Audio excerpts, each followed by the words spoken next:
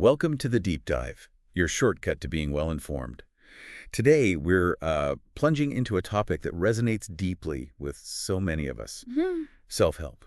And our guide for this exploration is Shelley Wilson's really insightful book, Self-Help for the Helpless, A Beginner's Guide to Personal Development, Understanding Self-Care. Yeah, and Shelley Wilson's own journey into this whole world, it's incredibly personal, isn't it? Oh, absolutely. She's very open about it, admits that for years the entire concept was just completely foreign to her. She actually describes herself as clueless. Clueless, right? Yeah. Just focused on school, friends, fun, typical stuff, not really paying attention to, emotional well-being or mental health. Exactly. And then, well, life happens, right? A cataclysmic event, as she calls it, just completely turned her world upside down. Yeah, she talks about leaving a 7-year marriage. Yeah. And with 3 very young children, I mean, just 2, 3, and 5 years old. Why? Yeah. I'm feeling utterly lost, lonely, and terrified about the future. Just imagine. And it was right then, standing in like the mind, body, spirit section of a bookshop, that she found her very first self-help book. It was The Secret The Secret, yeah. by Rhonda Byrne. Right. And the title, she says, it just clicked instantly because her entire life had been a secret, moving around as a kid, a difficult marriage.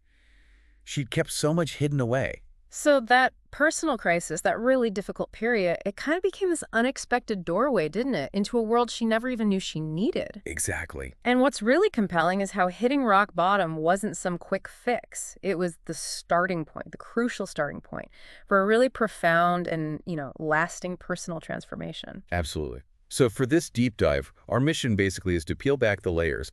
What does self-help really mean? How is it different from self-care? What's it like to feel helpless?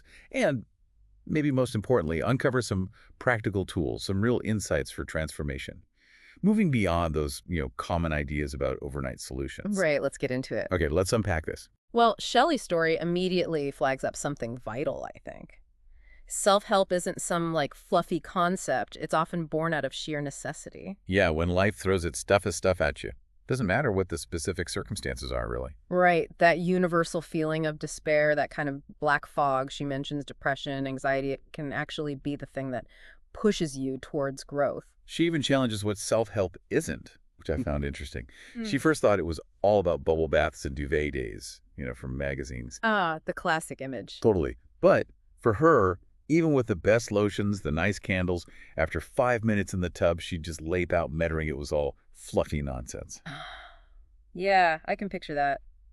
Which brings us to a really key point. If it's not bubble baths, then what is it? Well, the dictionary definition is pretty straightforward, isn't it? Yeah.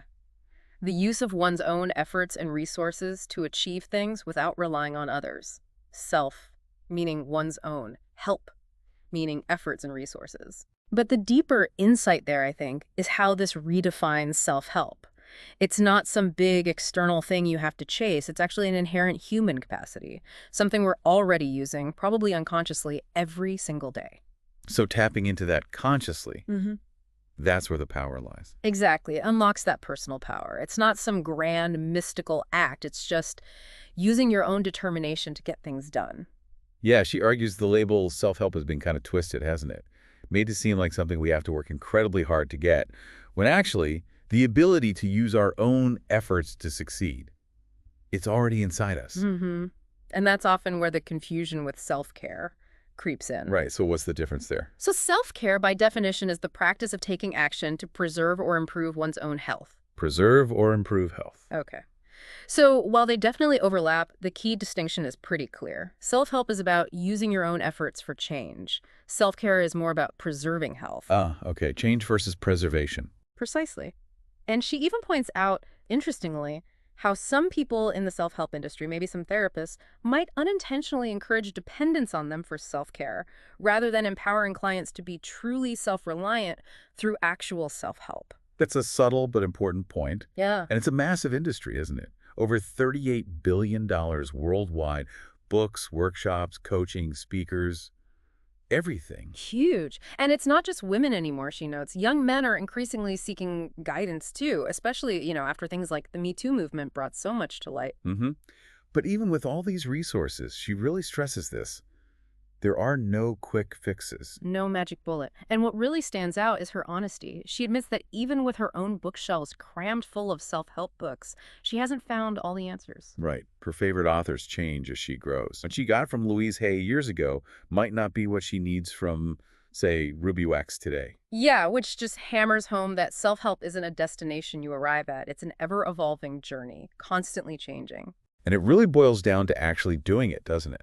Implementation. That's the key. She says we often buy the books, we go to the workshops, but we never actually implement the advice. Yeah, we just consume it. Right. And that's exactly why the industry keeps booming. We're all looking for that instant solution. But real change, she insists, it takes time, research, action steps, self-evolvement, and dedication. So it forces you to ask, what do you actually want to change? She suggests thinking holistically: health, finances, relationships, networking, even just having fun. Yeah, and tackling one area at a time. Don't try to overhaul everything at once. Good advice. And then the final, critical stage, being 100% focused and dedicated to that one thing. She then brings up this idea of core values, which she learned about in a workshop. These are like your personal guiding principles, right? Okay. Unique to you. Yeah. Helping you choose between right and wrong. Exactly. They're your internal compass. And the real insight is when you navigate your life aligned with those values, you build resilience, authenticity. But when you stray, You get that internal conflict. Yeah. That manifests as real-world stress. Makes sense? Yeah. And she shares her own core values, which is quite revealing: acceptance, freedom, and creativity. Okay. How did she arrive at those? Well, acceptance for her came from this childhood need to be liked after moving away, and also from the emotional abuse in her marriage, which created limiting beliefs. She realized eventually she only needed to accept herself. Powerful. And freedom. That links directly back to walking out of a violent marriage, she says, leaping into the unknown, just the freedom to think, to come and go without living in fear. Wow. And creativity. That seems intrinsic to her. Writing's been a lifelong passion. She even says she bleeds ink, not blood. I love that. It's so vivid. Really drives home how deeply ingrained these values can be for us, doesn't it? Totally. And she gives a really practical exercise to help you identify your own values. Think about a time you were deeply frustrated. Probably a value was being stepped on. Okay. And then think about a wonderful moment. Likely a value was being honored. Then just list what's truly important to you. So it's about developing that self-awareness. Scoring how much you're living by those values now, and then figuring out how to raise that score. Making conscious changes. So as Shelley started building this new foundation based on her values, did she find all the answers just laid out neatly? Quite the opposite, actually. Which is relatable, right? She then faced that common challenge: the sheer volume of advice out there. And sometimes it's conflicting advice. Yeah, you read one book that says one thing, another says the opposite. Exactly. At first she thought she was doing it wrong, or maybe she was just beyond help. Oh dear. But then she realized different books just resonate at different times. It depends where you are on your journey. Like her own book, How I Changed My Life in a Year. A friend loved it. But the sequel, How I Motivated Myself to Succeed, didn't click for that same friend. Right, because it wasn't what that friend needed at that specific moment. It wasn't the right teacher for her then. That makes a lot of sense. It brings us to a really crucial question she explores. Are we actually as helpless as we sometimes think we are? Shelley reflects on feeling lost, alone, and worthless because she let other people's opinions define her reality. Yeah, giving away her power. But then, looking back after over 15 years as a single mom running her own business, she had this powerful realization: I'm not a helpless woman. I'm a formidable warrior woman. That's quite a shift. I love that formidable warrior woman. It is. She talks about how journaling helped her spot trigger words, words that would just pull her back into that victim role. The drama triangle. Yes. Identifying those roles: victim, persecutor, rescuer. It's a key psychological framework, isn't it? Absolutely. Yeah. And understanding those patterns isn't just, academic theory. It's about recognizing how we get stuck in these cycles that disempower us. And crucially, how to step out of them by choosing personal responsibility. She emphasizes that helplessness is often this feeling of being unable to change something meaningful, or just losing hope, which can come from past failures or those limiting beliefs we internalize. She gives a really vivid example with Aunt Dottie. Oh yeah, Aunt Dottie. Told by a surgeon she has bad legs. And she just accepts it.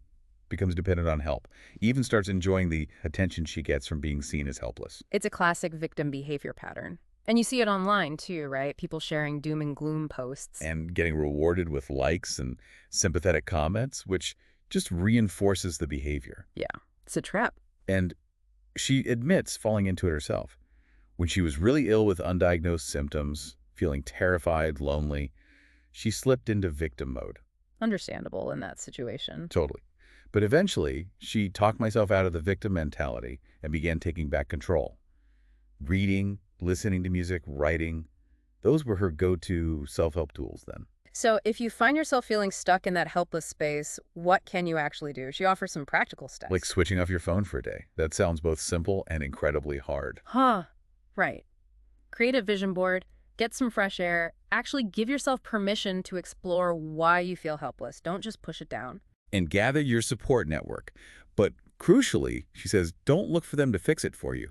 Just be a supportive ear. Yeah, that's a key distinction. Support, not solving. She also mentions being a big fan of stationery and planners. They help her blend the mundane and the extraordinary. I like that phrasing. And she introduces this perfect day exercise she found in a planner. Right. The key here is to think only about yourself, nobody else. Break free from reality for a bit, dream big, without the mum guilt or other obligations getting in the way. And what's really illuminating is how she initially struggled with the mum guilt. It's so common. Oh, yeah. But then she had that realization, like on an airplane, put your own oxygen mask on first. You can't effectively help anyone else if you're running on empty or, broken. Such a vital reminder. Yeah. So this exercise becomes a tool to rediscover your own passions, your interests, like her realizing how important just being near water was for her own self-care. Little discoveries like that can be huge. Absolutely. And then she connects this to creating a vision board. Yes, the vision board. A collage of images, words. Basically a powerful manifestation tool. The idea is to activate the law of attraction, right? That principle she learned from The Secret, that your focused thoughts, positive or negative, attract corresponding experiences. Exactly. So you cut out images that resonate with the life you desire, arrange them, put the board somewhere you see it daily, visualize those dreams coming true, and let it spur you into taking action. Action being the key word again. Always. She also touches on something else that happens when you start becoming more self-aware, feeling misunderstood. Yeah. Because the process involves looking at your self-worth, your strengths, your beliefs, and that inevitably leads to change, doesn't it? It does. What used to excite you might just bore you now. Friendships might shift. It's a natural evolution, but it can feel unsettling. She calls her younger self disconnected and fake, just operating on autopilot. Using distractions, right, like drinking, food, binge-watching TV endlessly. We all have our go-to distractions. Totally. But self-awareness means seeing the potential harm in those distractions and then consciously choosing what to do instead. Right. Like for her, she still enjoys streaming shows, but now she can identify when she's doing it because she's anxious or upset rather than just for enjoyment. That's a big step. It makes you reflect, doesn't it? Yeah. What do you do on autopilot? Are you bored, procrastinating, avoiding something uncomfortable? Good questions to ask yourself. And to stay motivated and become more self-aware, she suggests 4 things.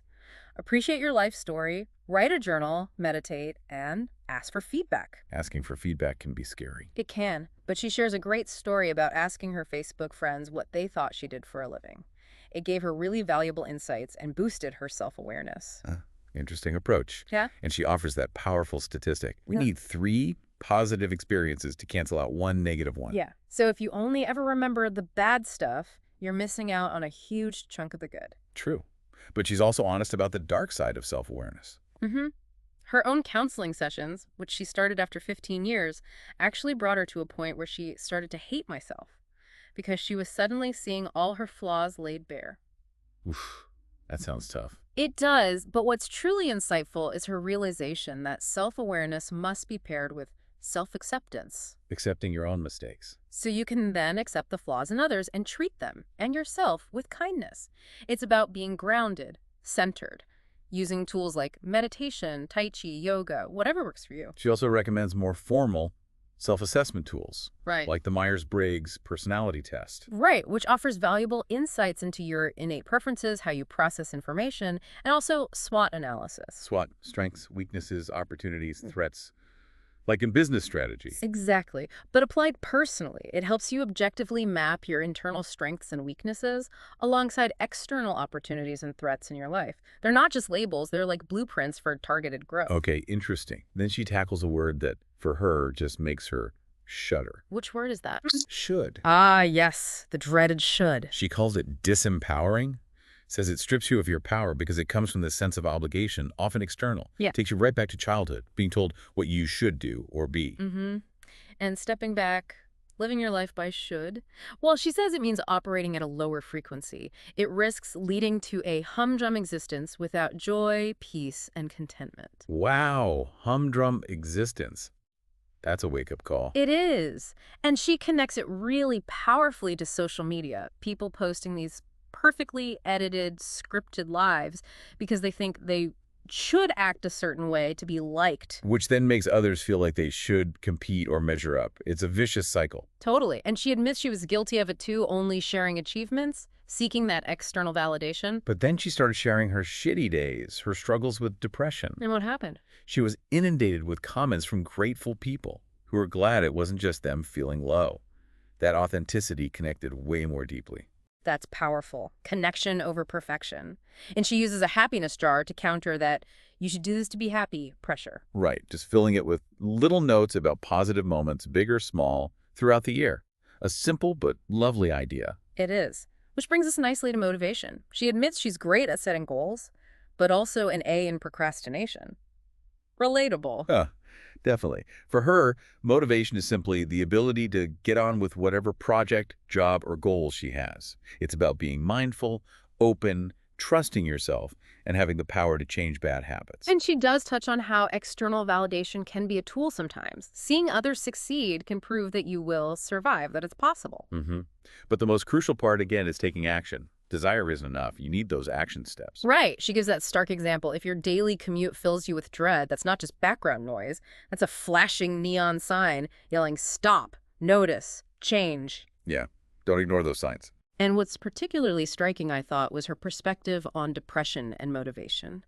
Drawing on Joseph Luciani's idea of seeing depression as a habit rather than an illness. That's a challenging perspective for some. It can be, yes. But for her, she came to believe that her constant I am depressed self-talk was actually fueling the fire. So changing the narrative changed the feeling. That was her experience. When she started talking more positively, focusing on what was going right, she felt she attracted good things, tying right back to the secret and thoughts become things. And she emphasizes celebrating the tiny successful moments, like just remember your toothpaste or making one book sale. Yeah, using those small wins to combat the negative thoughts and help motivation bubble up, which is crucial for getting through bad days too. And she's very clear. Everyone has bad days. Absolutely. It's normal to feel down, to need to sulk, cry, rant, whatever. The problem isn't the feeling itself. It's when we stifle it or get stuck in it. The key is handling it differently. Maybe breathing exercises, calling a supportive friend, setting some gentle rules for yourself to cope. She then introduces her 31-day toolkit of self-help suggestions, which sounds a bit daunting, maybe. Maybe, but she stresses it's not a chore list. It's flexible. Just ideas to help you find some inner calm and balance. Right, and she's refreshingly admits she's not a gym bunny. Her first attempt landed her in an ambulance. Oh, wow. Yeah. But just walking in her neighborhood, that works for her. It's about finding your thing. And the key takeaway there is making these things a habit, even if it's just 4 minutes of journaling before bed or a 10-minute meditation. Consistency over intensity.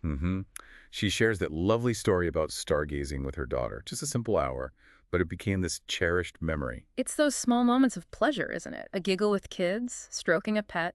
Those are the things that really fill up your box of tricks, as she puts it. Yeah, your personal toolkit. So, wrapping up, she really reiterates that self-help is fundamentally a unique journey. Nobody else can make these decisions for you. It's about getting out of your own head sometimes, quieting that inner critic, the poisonous parrot, and really digging deep into who you are, what you want, and why you want it. Fundamentally, then, her whole message seems to be about embracing change, doesn't it? using your own efforts, your own resources to not just survive, but to actually survive and thrive. Exactly. It's all about stepping into your personal power, moving beyond that feeling of helplessness. And she ends with such a powerful affirmation for the reader, for you listening. You are amazing, and I believe in you. That's a lovely way to put it. So what does this all mean for you listening right now? I think Shelley Wilson's journey really reminds us that self-help isn't some final destination we reach. It's a continuous, deeply personal process of growth. hmm It's about taking those dedicated action steps, understanding your core values, really learning to accept yourself, flaws and all, and building that toolkit of habits that support your well-being day by day. And as the author puts it, it kind of ties into that idea of the law of attraction. In a way, when the student is ready, the teacher appears. What do you think about that? Well, I think that thought really encourages us to reflect on our own readiness, doesn't it? Where are you right now? This journey of self-discovery, it's ongoing. There's always another layer. Right. And the idea is when you're truly open, truly prepared for that deeper understanding, for more growth, then the right tools or maybe new teachers, whether it's a book, a person, an experience, they will continue to emerge, supporting you in becoming your most authentic, empowered self.